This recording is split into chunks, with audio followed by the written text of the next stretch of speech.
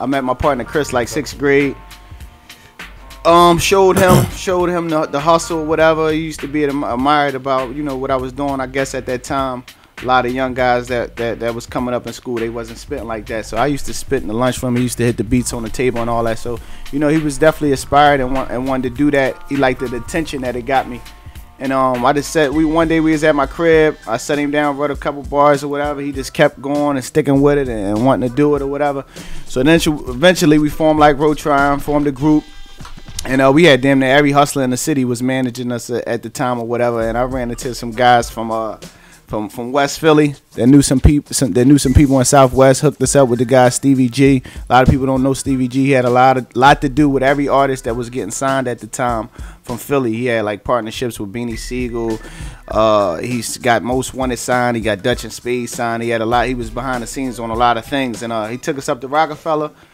We got took around to a lot of people. Rockefeller, Puff, whoever was popping at the time. You know what I'm saying? They was trying to start a bidding war or whatever. But Jay was the first ones that we met, and they wanted to do it real big. They wanted to do it, so you know we wanted to do it with them too. But at the time it didn't work out. We were so young, so we went back home, went through some trials and tribulations, got back up with them. Then they had Freeway, Oskino, and Sparks, and they wanted to form a crew around Beanie Siegel.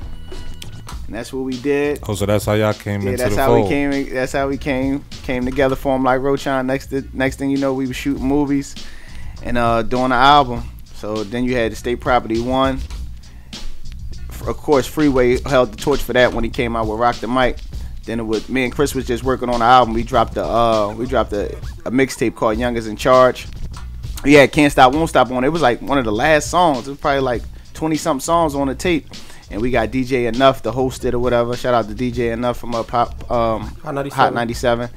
And he hosted the tape and he really liked it. Can't Stop Won't Stop. He took a big liking to that. Started spinning it on Hot 97 radio. Got buzzed. It got crazy spins or whatever. Nominated for a Grammy. Took us all around the world. And they was like, they wanted to do a state. We wanted to do our own album, but they wanted to do a State Property album at the time just to set us up. And we had a lot of records, so they took a lot of records for State Property 2 Chain Gang. Set us off with that. Then we came back with No Better Love for our album, Tough Love.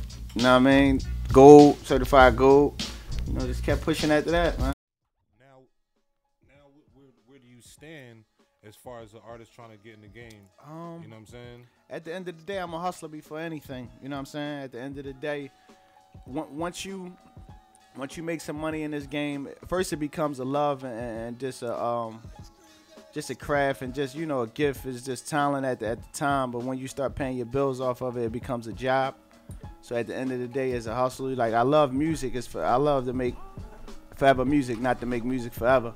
And you know, I got fans, you know, from 8 to 80, Blind, Cripple, and Crazy. There's people that's out there, you know what I'm saying? But it's just that the majors, they put you on a bigger platform for the whole world to see. You know what I'm saying? So out of sight is out of mind sometimes. Like it's like when we did our second album, me and Chris, it was like Rockefeller, it broke up, and then Jay was trying to get his staff together. We was really working through Def Jam staff at the time. And all the other years, Rockefeller had their own staff. All the people worked for them. So, you know, we caught it we didn't catch a bad break, but it wasn't successful as our first album was. You know what I'm saying? Because it was just like he was just trying to get his stuff together. We got threw out there to the, you know what I'm saying, to the wolves, you know, before the shit really got in order and everything or whatever. So, well, that's how it go, man. But at the end of the day, man, the saga must continue, man. I'm on Forever Do Me 5, man. So for some people who might have said at a point in time when Chris got his own situation, you know what I mean, that y'all was kind of broken up or it was a problem, can you let the people know that what was really going on? And no, for a minute after Brothers from Another did what it did, we came back to the hood or whatever. It wasn't like as big as Tough Love was. So, you know, it was like, you know, it wasn't as much work. It wasn't much work to do after that, like the tours and stuff like that. So I had fell back or whatever, and Chris was just still recording. I was doing other things or whatever. And for a minute I stepped back and this was holding him down behind the scenes, like far as like everything that did with Young Guns, I had a lot of input to do with it behind the scenes, far as marketing, directing all the videos that we did. I'm talking about from picking what we gonna wear, the covers, everything, tough love, all that shit. You know what I'm saying? Right. Is you know, coming up with Dame and them, being around bosses, you get a different aspect of the game or whatever, and it makes you know that the music is one thing, but it's a business at the end of the day. You know what I'm saying? And you got to get up there with them people, man. Them people working your projects. Yeah. You got to get up there and see what's going on. Let a motherfucker know that you on it, that you really want to win. You ain't just making the music and just handing them the music and telling them to go ahead and do whatever they gonna do. So I stepped back or whatever, and this was playing a role with my partner, just helping him out. When he went to the studio, I went to the studio with him, but you know, I wasn't on nothing. So I just played the back role for a long time, and he eventually got a situation. Then I came to a point when I was like, damn, man, at the end of the day, I want to still be relevant and still create a buzz and a fan base, because it's people that, even though we a group, even though we a group, it's people that like Chris, and it's always gonna be like that. It's people that like Chris, and it's people like Neef, and then there's people that love us together. You know what I'm saying? That's how I go, or whatever. So I had to just, you know, start the series. Started Forever Do Me. I'm up to volume 5 now, man. Just creating that awareness and that buzz, man, and people loving it, man, and I'm watching it grow.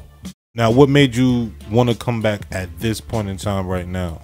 What was the whole oomph to make you want to be like, just the now's people, the time? Just the people, and you know, I move off the people, man. At the end of the day, is what the people want, and I think a big inspiration is social network, because like back in the days, you wasn't hands on with your fans like that. Only time you feel appreciated when you went to go do the shows. That's the only time you get to touch them, right? That's the only time you get to touch them, in stores and stuff like that, right?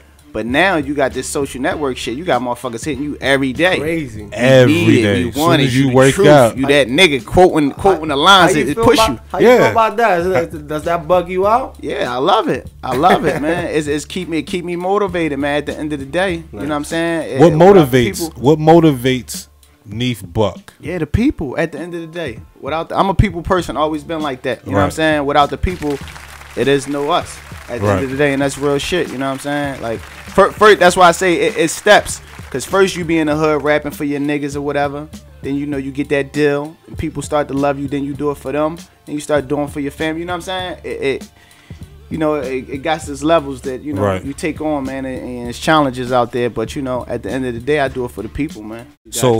What made you come to the point right now that you know you putting out this mixtape, and you what's your next move? My next move right now, well, I would say, at the end of the day, you just gotta keep creating. You just gotta keep making music. At the end of the day, and right now, my partner, he got to deal with E1, so he supposed to be dropping a single real soon or whatever. Be looking out for that, young Chris. It's called Alive. His album called Alive. So be looking out for that real soon. I'm on there, of course, or whatever. Like Freeway got a big surprise. He should be announcing real soon. I'm real proud of my boy, and he ready to get to working on a new album. So I'm just right now, right after this, I'm gonna keep recording or whatever, and you know I'm gonna piggyback off my partners, everybody that's doing their thing right now, because at the end of the day, that's what people grew to love. That's what people want to see. You know what I'm saying? And just keep pushing, man. At the end of the day, you're gonna allow to see a lot of visuals off of Forever Do Me 5. And I'm just keep recording, man, putting out material, man, and you know, until they call for me. What do you feel about this, the Philly scene right now, with some of the rappers that are up on the up and come up in the way that they're coming up with this, you know, Philly support Philly? I love it, man. I just hope it's real, man. I just hope it's real, because a lot of people say things for different reasons, just to get advantage of that movement, and when they in certain situations. You know what I mean? Motherfucker in a good situation, he might not be on that Philly supports Philly shit. But a motherfucker at the bottom, of course he wanted to support. He wanted everybody to support everybody. Yeah. But I would think so. Every Forever Do Me, I had Philly up and coming cats on there. This one right here, Forever Do Me 5, I got my man Ready Rock on there and my man Joey Jihad. And you know, everyone, man, I just reach out to the motherfuckers that I fuck with from the city, that's going hard, that I respect they grind. You know what I'm saying? At the end of the day, I appreciate people craft, man. You know, I listen to everybody. You know what I'm saying? I'm a fan of music first. You know what I mean? I was a fan before I ever wrote my first rap. So, you know, I like good music at the end of the day. So what's the next situation with the Young Guns? Y'all got anything coming up together? Oh, yeah, like I said, my partner Chris, he got a solo album coming out real soon. He should be dropping a single probably like next month or whatever. He got some classic shit on there, man. Him and the boy Rico Love still working together. they got some shit, man. You know what I'm saying? I'm just proud of him, man, and happy to be a part of his project. We got a joint on there called Magazines, and I'm gonna try to get on like one more, hopefully something for the ladies. But you should be seeing like he on. I'm gonna shoot a visual for a track that we got on Forever Do Me 5 called Headbusters featuring Chris and my brother Puda Brown. So be looking out for a visual to that. Okay. I'm gonna shoot Poverty probably this weekend right here. But right now I got out Get Back to It.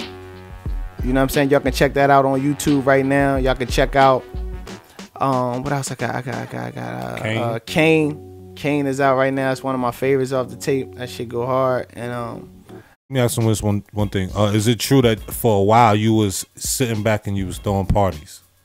No, because there was somebody running around Neef Buck on them parties. No, listen. At the end of the day, like I tell you, I'm a hustler. You know what I'm saying? Like that's one thing that Rockefeller. All right, look how much money Jay made, and look how big and successful he is. Look how Dame was big and successful. When they broke up, they kept that rock. They kept Jay, Rock Nation, Dame, Black Rock. So you use that brand. Our name continued to make money after all these years. Right. Even when I wasn't doing mixtape, I was still getting shows and all that. When you got motherfuckers like Big Daddy Kane and them and Salt and Pepper still can do tours and get 15 and 20 and all that, why can't we? Why can't you know what I'm saying? Especially when you had a run that. Yeah, but you know, because that sometimes you had them followers and them fans that's down. Like I said that in Forever Do Me 5 too. Like I don't want fans no more. I want believers. Fans is people that come and go. They just like whatever's hot at the time. Believers is motherfuckers that believe in you. That believe everything you say, and they just die-hard fans, and they gonna rock out with you for the cause.